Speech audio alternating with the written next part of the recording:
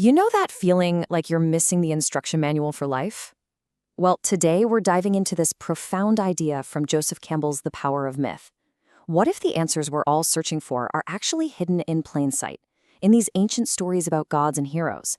And what if they're not just old relics, but a living, breathing map for our world, right now? Okay, so Campbell kicks things off with a pretty stark warning. He basically says that in our big rush for science and logic, we've accidentally thrown something out with the bathwater, something absolutely vital. Think of it like an inner compass that guided humanity for forever, really.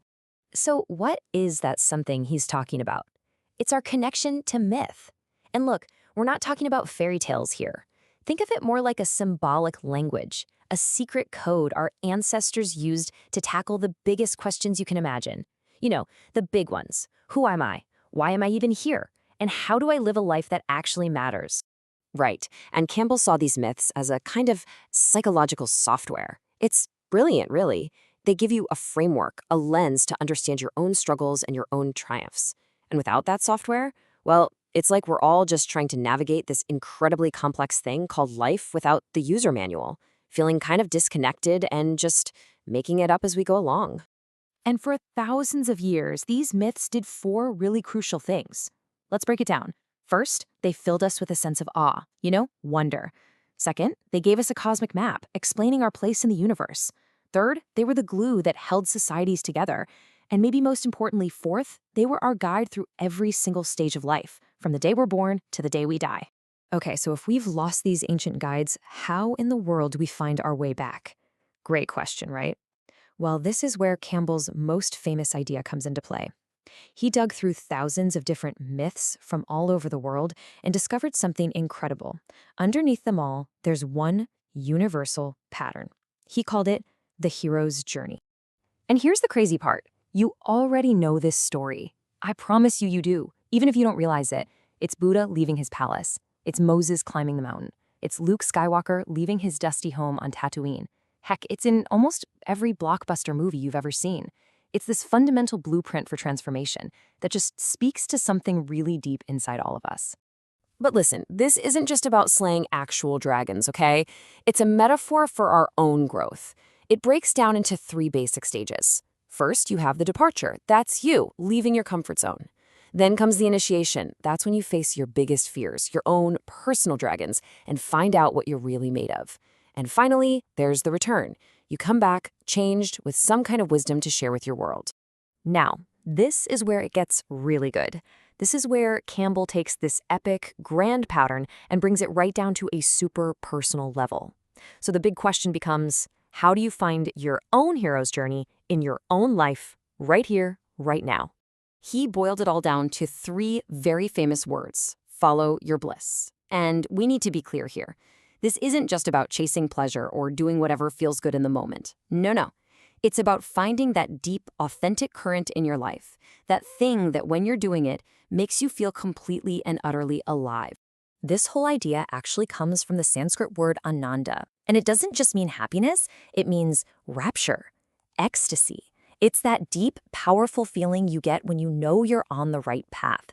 You know that feeling, right? When you're so absorbed in something you love that time just seems to melt away.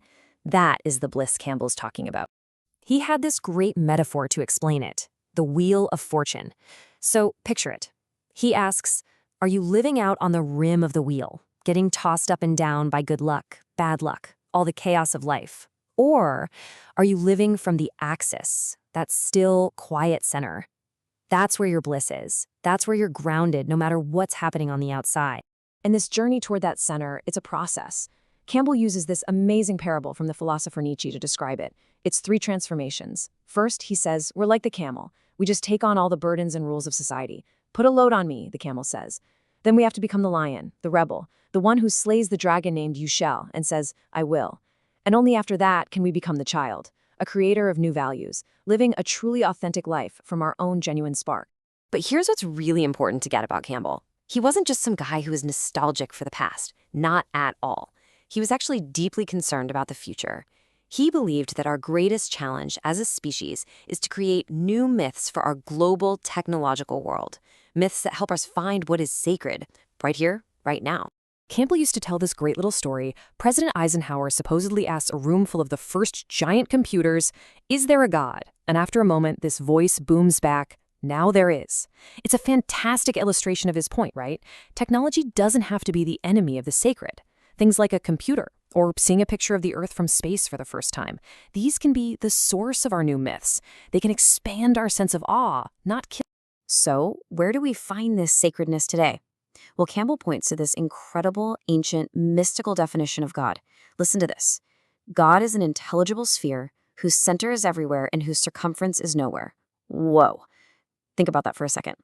What if the divine isn't out there somewhere, up on a mountaintop or in the heavens? What if it's a reality that's woven into absolutely everything? And if the center of that sphere is everywhere, then what does that mean? It means the sacred ground, the center of the entire world, is right here. It's wherever you are, right now. Your life, your experience, that's the focal point. See, the sacred isn't something you have to go out and find. It's something you just have to realize is already here. So in the end, that's what Campbell's work is all about. It's this powerful invitation. He's asking us to stop seeing our lives as just a series of random, meaningless events and to start seeing it for what it could be, a mythic adventure. Because the hero's journey, it isn't just a story you read in a book. It's a life you live. And the only real question left is, what will yours be?